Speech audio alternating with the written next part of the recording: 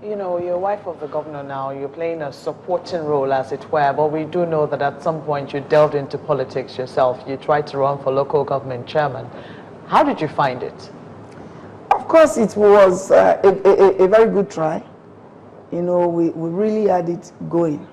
Of course, then I was not governor's wife then, you know, and it was a very, very good try. In fact, I gave them, the men then, a lot of heat. You know, my campaign trail was first class.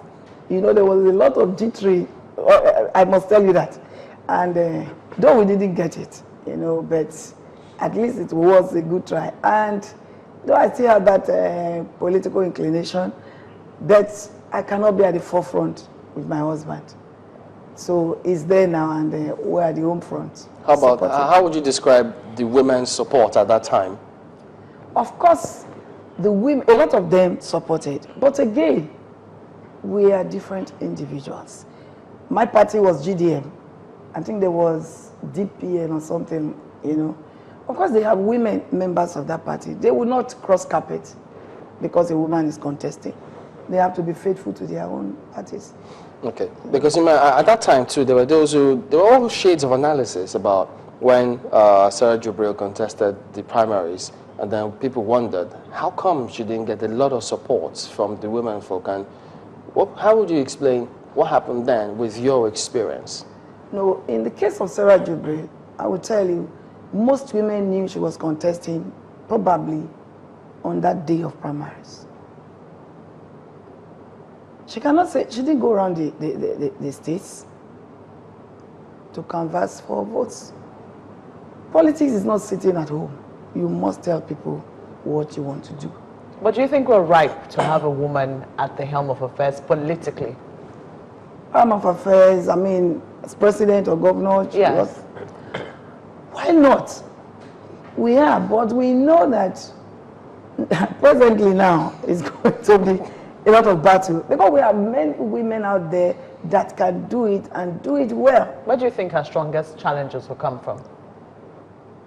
Well, it's the same men. Why I say it's men, even the women that they will bring to stand against you, it's men that still organize all those things. And our major problem is poverty. The average woman has no funds.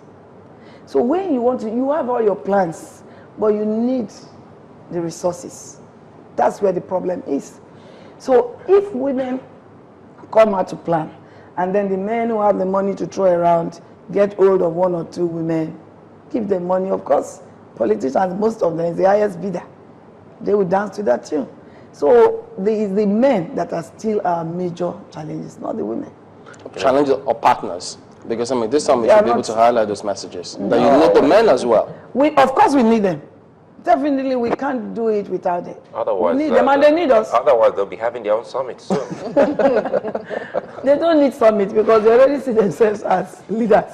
So they don't need any summit to tell them that. You know, we need the summit to let us know we can also be. You said something about ignorance and fear, and it's very important we go back to that. Ignorance, fear. And this summit is not a summit about Delta State or Delta women, but a summit for Nigerian women. So I'm thinking if you have a representative from each maybe geopolitical zone or state at this particular summit, because at the end of the day, they need to go back with a message learned or passed at this particular summit. Is that the case? Of course, yes, we had people from different states. At least yesterday, where we did introduction, we had people from different states. And again, it was live on channel and AIT. At least that would have been able to reach the widespread of the nation and even beyond. Why do you think it's important? Is it important to you in Delta State that women have these ideas? How important is it to you in Delta? It is very, very important. You know, when you empower women, you empower the whole nation. A woman can turn things around in minutes. I'm sorry that the men may not probably be able to do. I mean, some men. Of course, it's always some, and it's some women too. You know, but the average woman, You know, if you put the average woman and an average man on the same platform, I must tell you, at the end of the day, the woman will definitely surpass the man.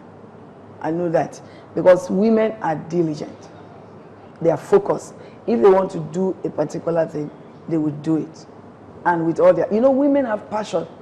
They easily vent all their passions on anything of interest. So I know women, you know, it's very, very important. That is why in this state, the women here, we don't, you know, my husband, being a medical doctor who has worked with women over the years, you know, have that kind of tender heart for the average woman. So anything that will promote the women, it will definitely be part of it. What message do you want women to take away from the summit? Of course, that we are able. God did not create us as second fiddle. In fact, if we look at creation, we are the most important creature. Because when God started creation, the Bible tells us that the Lord says, let there be light, and there was light. And God says it was good. The next day, and on and on and on. And when God created man, God also said it was good. But after then, immediately, God said it is not good. That he be alone. That he be alone. So he needed a woman. So the women, I mean, were a very important species. And the man was created from the earth, but the woman was created from the man, a refined product. You know, so we want the women to know the importance that God has placed on them, the potentials they have as women. You know, so that is my message, that they should go back and imagine that we can. If you see it, you can get there. And ultimately, the society benefits from all of this. Yes. That's a good part of it. Yes. All right, we had to thank you for coming on. Mrs. Roli Uduaghan is the wife of the governor of Delta State and chief hostess of this, the Sun Women in Leadership Summit. Thank you for coming on this morning. Thank you. Well, we'll be back after this break. Join us again.